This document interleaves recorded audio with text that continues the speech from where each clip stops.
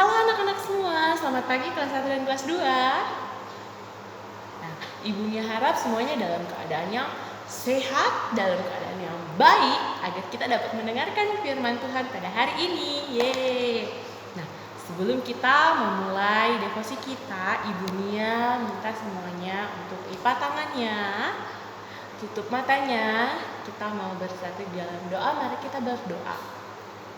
Tuhan Yesus, terima kasih Engkau sudah menjaga melindungi kami dari tidur kami tadi malam, hingga kami bisa bangun dengan tubuh yang sehat. Tuhan, pada hari ini kami mau mendengarkan firman-Mu. Biarlah Tuhan memberkati setiap kami, memberkati hati dan pikiran kami, agar kami dapat menerima firman-Mu dengan baik dan dapat kami lakukan dalam kehidupan kami. Tuhan, inilah doa dan seru sembahyang kami sudah berdoa di dalam nama Tuhan Yesus. Haleluya. Amin. Oke, nah hari ini semuanya boleh buka Alkitabnya, buka di Perjanjian Lama, kitab 2 Raja-Raja, ya. Buka di kitab salah ibunya. 2 Samuel maksud ibunya. 2 Samuel. Buka kitab 2 Samuel. Ya, Samuel itu setelah Rut. Jadi ada hakim-hakim, Rut baru Samuel. Nah, Samuel itu juga ada 1 Samuel, ada 2 Samuel. Kita mau baca di 2 Samuel. Nah, 2 Samuel pasalnya yang ke-23 ya. 2 Samuel pasal 23. Sudah? 2 Samuel 23 ayatnya yang ke-8 sampai ayatnya yang ke-17. Wah, panjang sekali. Ya, ibunya akan bacakan untuk anak-anak semua ya.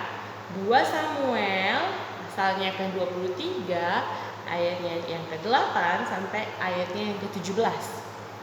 Oke, semuanya boleh memperhatikan Alkitabnya, ibunya yang akan bacakan untuk anak-anak semua.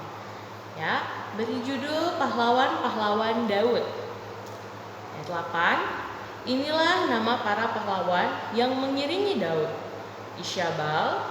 Ishibaal, orang Hakmoni, kepala Triwira. Ia mengayunkan tombaknya melawan 800 orang yang tertikam mati dalam satu pertempuran. Dan sesudah dia, Eleazar anak Dodo, anak seorang Ahohi. Ia termaksud ketiga pahlawan itu. Ia ada bersama-sama Daud ketika mereka mengolok-olok orang Filistin yang telah berkumpul di sana untuk berperang. Padahal orang-orang Israel telah mengundurkan diri. Tetapi ia bangkit dan membunuh demikian banyak orang Filistin sampai tangannya lesu dan tinggal melekat pada pedangnya. Tuhan memberikan pada hari itu kemenangan yang besar. Rakyat datang kembali mengikuti dia hanya untuk merampas. Sesudah dia sama anak Age orang Harari, ketika orang Filistin berkumpul di Lehi, di sana ada sebidang tanah, ladang penuh kacang merah, dan tentara telah melarikan diri dari hadapan orang Filistin. Maka berdirilah ia di tengah-tengah ladang itu. Ia dapat mempertahankannya dan memukul kalah orang Filistin. Demikianlah diberikan Tuhan kemenangan yang besar.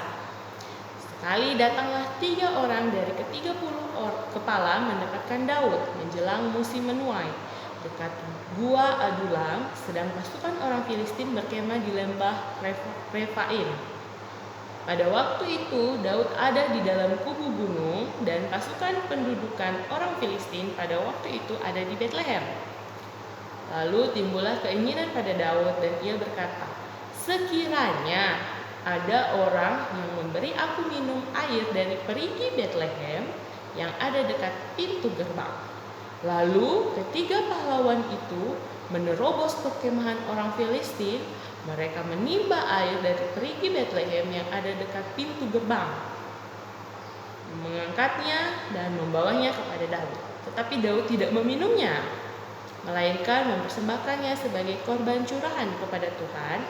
Katanya, "Jauhkanlah daripadaku ya Tuhan untuk berbuat demikian. Bukankah ini darah orang-orang yang telah pergi dengan mempertaruhkan nyawanya?" Dan tidak mau ia meminumnya. Itulah yang dilakukan ketiga pahlawan itu. Nah, berbicara soal pahlawan, demikian ya firman Tuhan kita. Ibunya mau tanya, kira-kira menurut anak-anak pahlawan itu orang yang seperti apa sih? Ya, jadi pahlawan itu adalah orang-orang yang berjuang, orang-orang yang berjuang untuk mencapai sesuatu.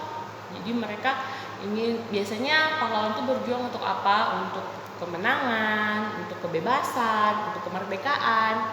Nah, jadi biasanya pahlawan-pahlawan itu mereka melakukan sesuatu yang membuat mereka untuk mencapai tujuan itu. Nah, kira-kira anak-anak bisa ingat tidak pahlawan-pahlawan yang ada di Indonesia?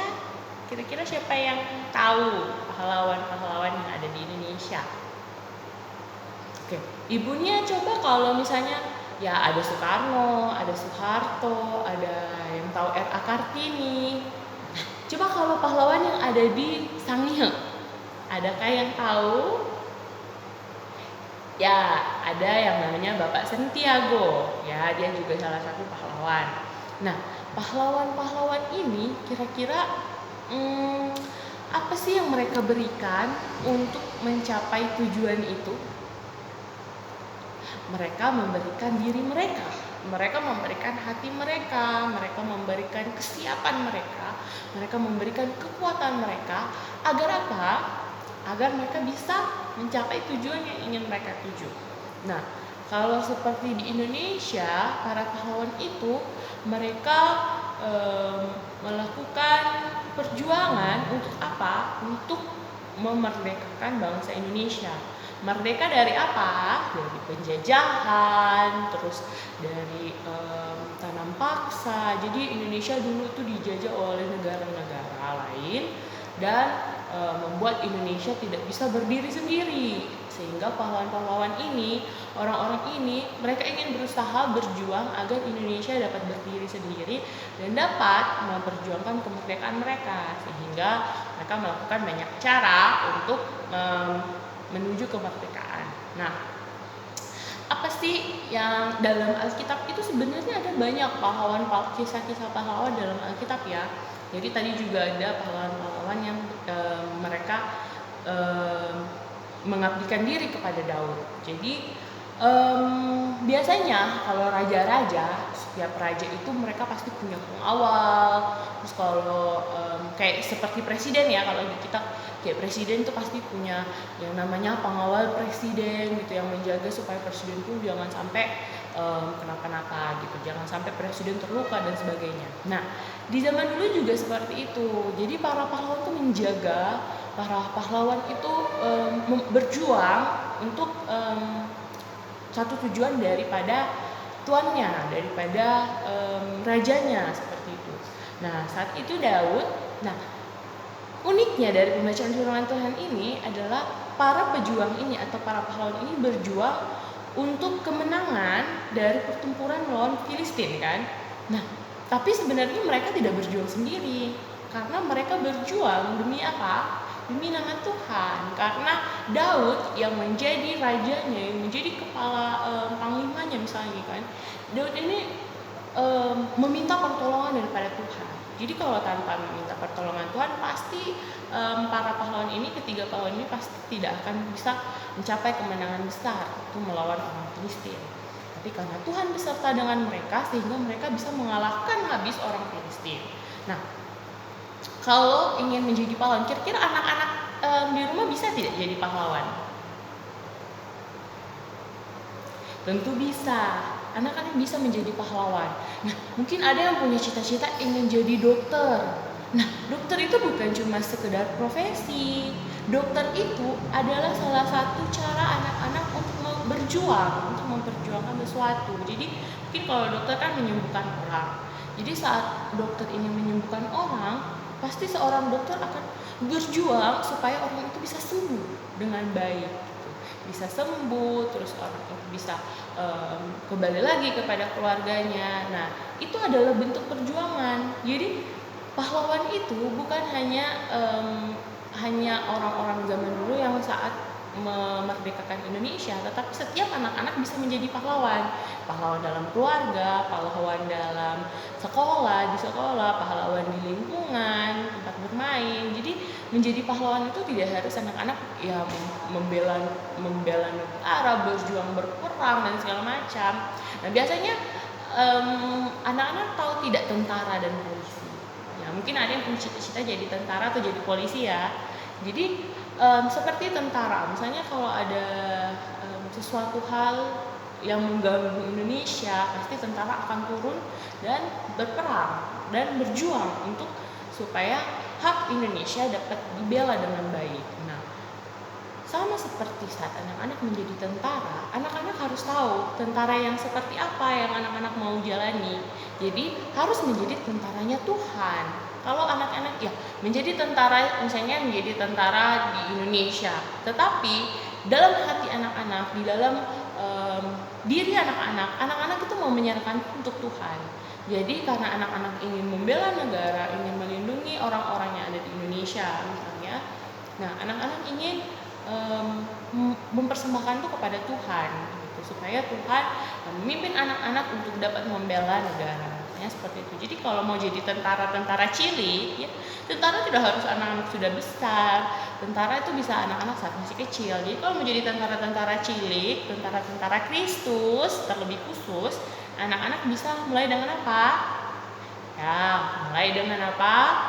Baca firman Tuhan. Terus anak-anak apa?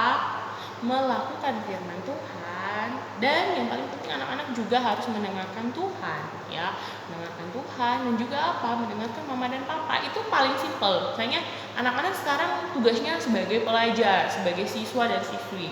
Misalnya sebagai siswa anak-anak harus belajar. Nah, itu adalah salah satu perjuangan anak-anak untuk apa? Untuk memerdekakan diri anak-anak juga, untuk memerdekakan mama dan papa. Jadi anak-anak harus berjuang di situ. Nah, perjuangan itulah yang anak-anak minta kepada Tuhan untuk melindungi anak-anak, berikan hikmat, kepintaran supaya anak-anak bisa berjuang dalam belajar dengan baik. Jadi anak-anak bisa naik kelas, mungkin anak-anak bisa lulus, tapi bukan cuma lulus dengan nilai yang baik, tetapi juga dengan sikap yang baik, dengan apa? Dengan pengetahuan akan Tuhan yang baik. Jadi kalau mau jadi pahlawan-pahlawan, mau jadi tentara-tentara cilik, anak-anak harus ingat menyerahkan semuanya kepada Tuhan dan berjalan sesuai dengan perintah Tuhan. Oke, nah sekian firman Tuhan kita pada hari ini. Mari semuanya, sebelum kita tutup dalam doa, kita menyanyi dulu ya lagu Aku Tentara Kecil. Oke? 1, 2, 3. Aku tentara kecil, Yesus panglimaku, Tuhan di pihak kita, siapakah lawan kita? Tidak ada. Yes. Oke, sekali lagi ya. 1, 2, 3. Aku tentara kecil, Yesus panglimaku, Tuhan di pihak kita, siapakah lawan kita? Tidak ada. Yes. Oke. Nah, semuanya boleh lepas tangannya, tutup matanya. Kita mau bersatu dalam doa. Kita berdoa. Tuhan Yesus, terima kasih atas firman-Mu yang indah di hari ini. Ajarkanlah anak-anak-Mu menjadi pahlawan, menjadi tentara Kristus, menjadi orang-orang yang berguna, orang-orang yang dapat memperjuangkan segala sesuatu yang asalnya daripada-Mu Tuhan. Kami bersyukur Tuhan di hari ini kami dapat melakukan setiap kegiatan kami. Berkatilah anak-anak dalam mengerjakan tugasnya, tanggung jawabnya di rumah, sehingga bisa selesai dengan baik dan tidak kurang suatu apapun. Dalam nama Tuhan Yesus kami sudah berdoa. Haleluya. Amin. Oke, selamat pagi anak-anak. Shalom. Sampai jumpa di devosi selanjutnya. God bless you and I love you. Bye-bye.